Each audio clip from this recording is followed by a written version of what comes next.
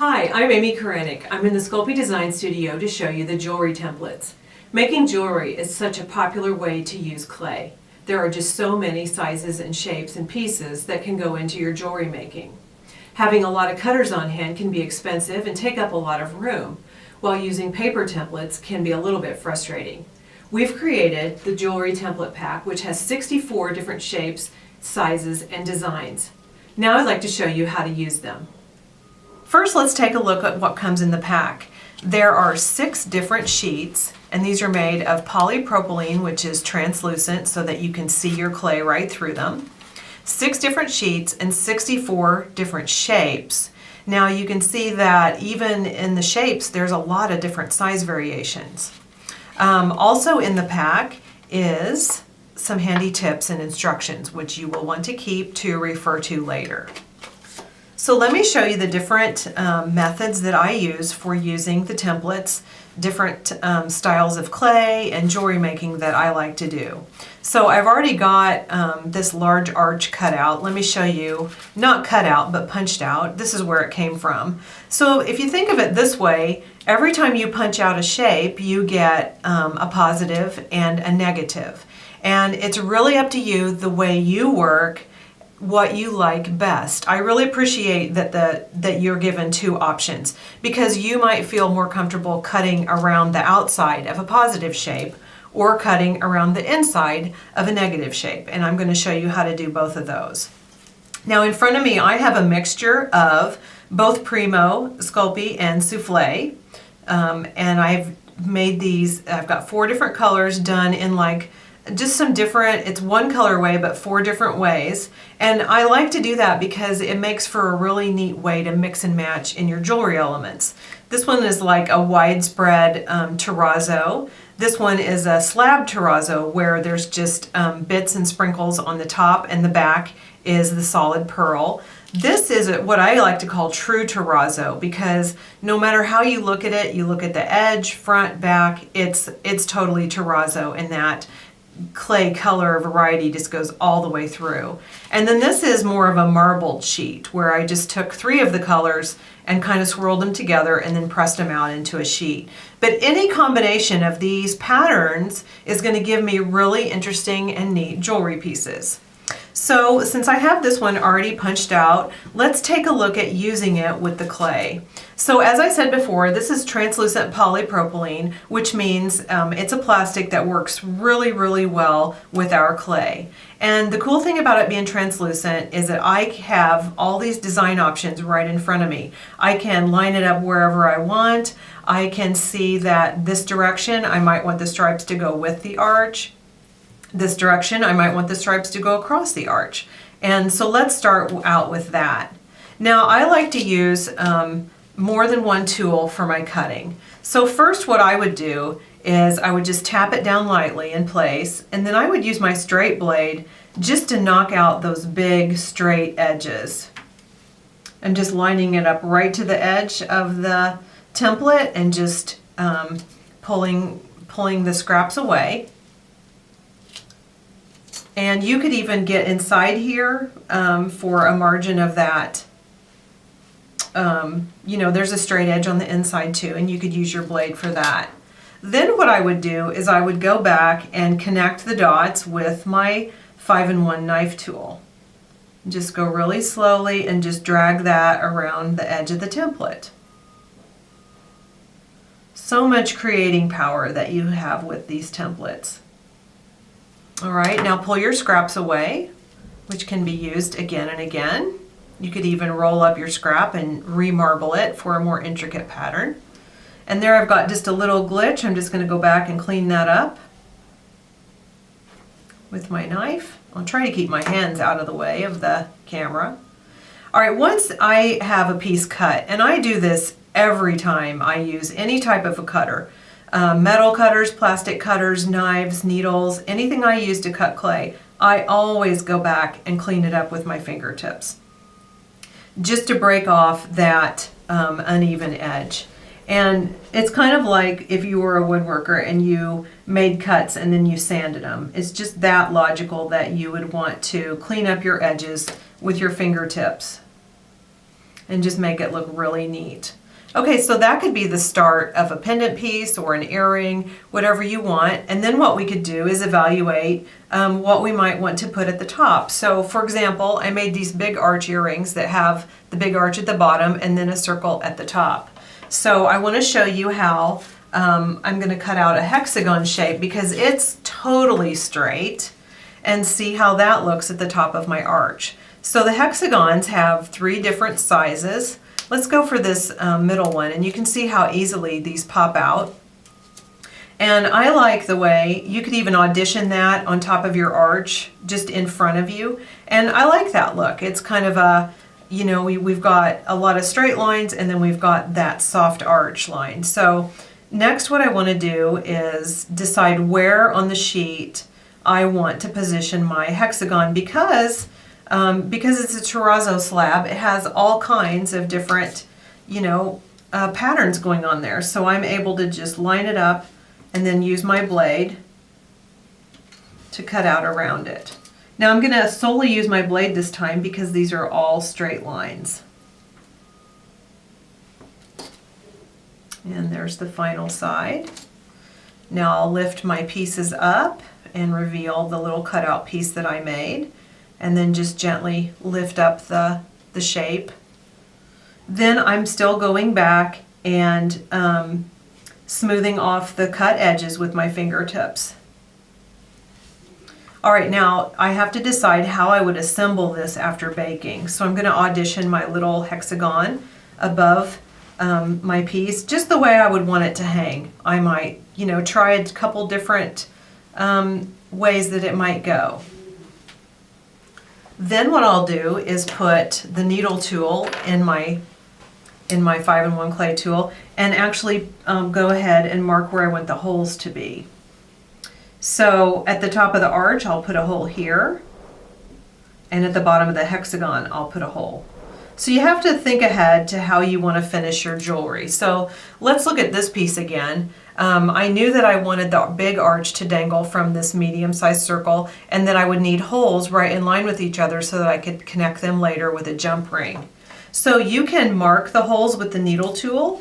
You can also make your hole permanent with the needle tool by pushing all the way through from the front and then push all the way through from the back. And this just makes your hole really neat and flat if you're going to use hand tools on soft clay. Now you might also want to drill a hole later, and we'll talk about that in a minute. But for now, let's just poke some holes and see how important it is to have those 2 pieces lined up together so that you have them ready for your jump rings later. Let's continue to talk about cutting, and then we'll go back to the finishing and the hole making for jewelry design. Let's look at making a thicker piece like this. Now I love this thick terrazzo because, as I said earlier, it makes a really neat, it looks really cool from the side even. So let's just make a big rectangle with this piece. And again, I'm going to use I'm going to cut around the outside because that just kind of suits my body function, is to go around the outside. Now I'm getting away from the edge because my edge had some roughness to it, so I'm just going to scoot that over, and I'll look through the little piece and make sure I like it.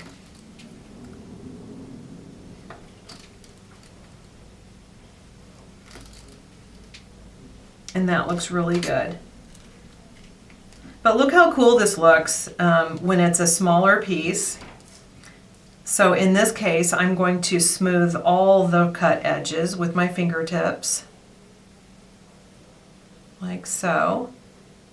But look how neat that looks to have that terrazzo effect, front, back, sides, everything. And this would make a really cool, just like a simple band for a bracelet. So let's think about how we might assemble something like that. Here's a bracelet piece, and it has a hole on each end so that it could have jump rings for creating a wrap bracelet. So what I could do is I could just poke a hole with my needle tool on both ends. Now those could serve as markers for later using a little hand drill, or you know, a Dremel tool to make the holes a little bit larger. You would need a little bit larger holes because a bracelet piece needs to have a jump ring that can kind of move in through that hole. Another way to make the hole a little larger is the 2mm ball tool, and I use it a lot because it makes a really, really neat hole, and then you can just push it back from the other side. And the shoulders of that ball tool even create a nice little divot around the hole, and I think that looks really good.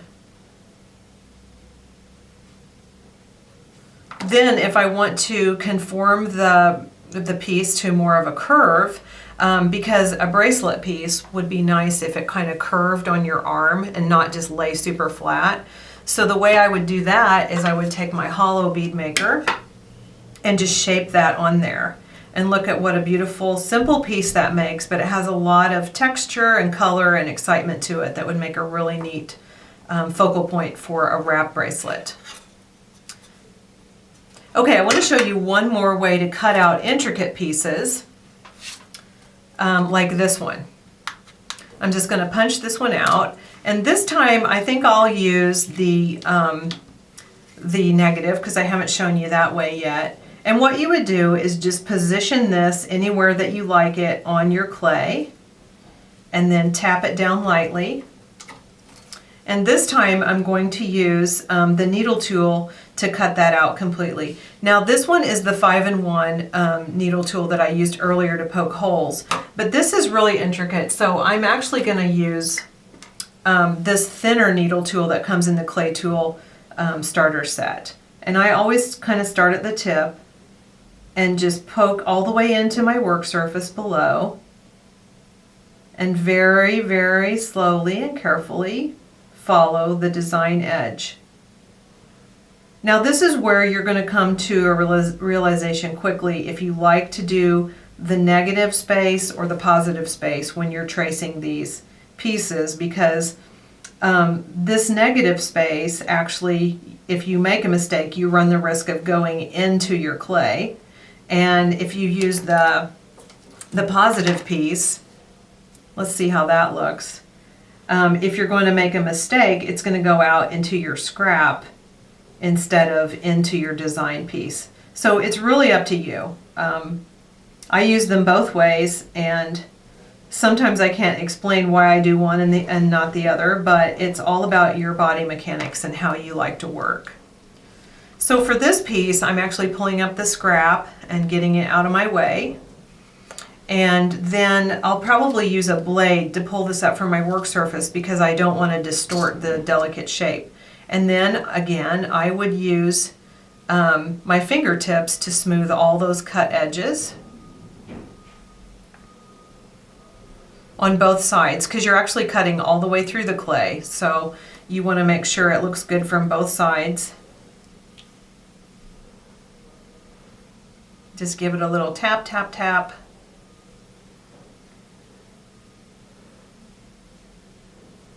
And these could be neat earring pieces. They could be beautiful dangles, which are pretty from both sides.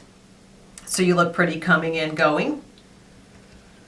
And then for the hole, you could mark it with your needle tool. Let's use the thicker needle tool this time. You can mark it with this, or you can just go ahead and simply drill that hole from front and from back to make it super neat.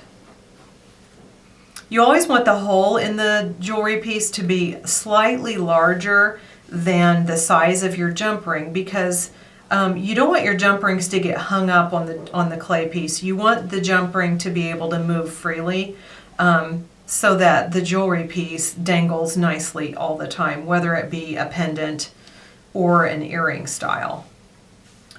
So I think you can see all the wonderful ways that you can mix and match these veneers. Let's talk about one more way to use the templates that you might not have thought of, and that would be as a sizer. So I like to think about the templates as sizers when I'm really going for these smaller circles and the smaller oval elements. I'm actually going to show you on this second to the smallest, just so that you can see what I'm doing. So let's say I want to produce a couple ovals that are exactly the same size for a pair of earring construction. And to me, it's a little cumbersome if I want to cut out something in that small of an area, but I love using them for sizers. So what I want to do is make a rope of my color that I want to use, and then try really hard to cut off two pieces that are basically the same volume of clay. But if your rope is the same thickness and you cut the same length of piece, then you will have two pieces that are the same volume. Next, what I'll do is just ball these back up into a little ball. And then I'll position the oval the size that I want right here on my work surface. I put the ball of clay in the middle, and I just keep tapping it until it completely fills up that little bitty space. Then I'll lift the template and set it to the side and do it again.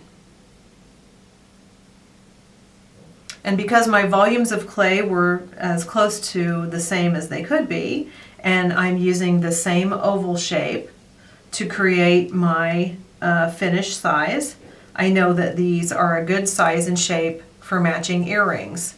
And then if I wanted to combine them with, let's say, this design element, I would want to line these up perfectly how they are to dangle. And then I would want to poke a hole in this little oval.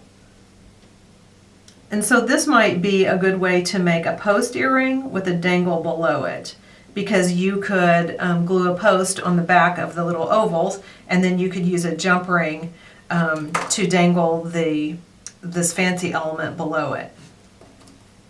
All right, so this was one way that we could bake if you want to achieve a curve on your finished piece. Another thing I'd like to highlight is that because jewelry elements are a lot of times need to be pretty from both sides, oven baked clays can actually pick up, like they might, if you bake on something shiny, they might pick up the shine of your baking pan or aluminum foil or even of glass. So to make sure that doesn't happen to your jewelry elements, you can just simply bake on paper, like copy paper, and then your clay pieces won't pick up a shine that they're laying on. So you can arrange these on paper and then put them right on the baking sheet and put that in the oven. It's perfectly safe to bake on paper. Paper will not burn or ignite at the temperature of 275 that we use for oven baked clays. Then when they're done when they're done baking, you want to get your clay elements off that paper as quickly as possible and lay them on a hard, firm work surface. Your kitchen countertop is fine, glass, anything that's hard will be a good cooling surface for them, because as paper cools, it will curl, and you don't want to curl your clay with it. So just remember to take those right off and use hand protection when you're doing so that those cool perfectly. Here are some of the pieces that I've made using the jewelry templates. This pendant features two different circle shapes, the large ellipse and a medium oval dangling from the bottom. These slab earrings feature half circles, half donuts, and little bitty ovals. These terrazzo earrings feature the large arch and circles, and the wrap bracelet features the large oval. We're really excited to see what you're creating. Please remember to use the hashtag Sculpey and hashtag HowDoYouSculpey when posting your creations online.